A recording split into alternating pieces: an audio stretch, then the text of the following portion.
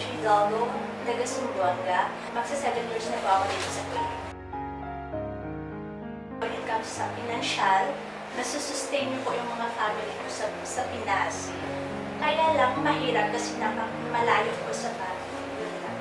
Kailangan po magsakripisyo para sa kanila. At nasusustain niyo po yung mga pangangailangan nila at para sa future ng mga kids ko.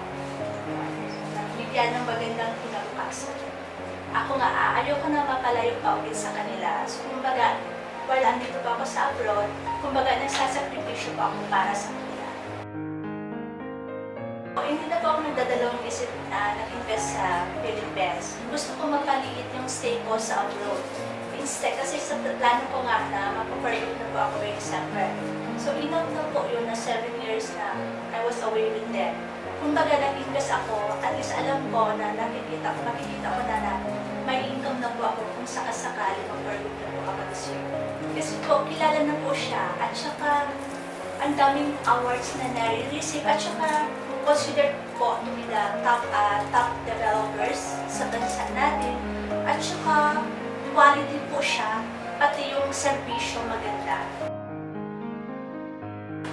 Kasi po yung pera before, parang walgas, kung saan-saan pumupunta, wala kasing direksyon. Kumbaga, labas ng labas, gastos dito, gastos doon, and at the end, hindi mo siya na, ang dami mo na parang nawalan ng pera, walang napupuntahan. Kumbaga, nag-invest po ako, kumbaga, nakikita ko na kung paano gamitin yung pera sa tamang paraan.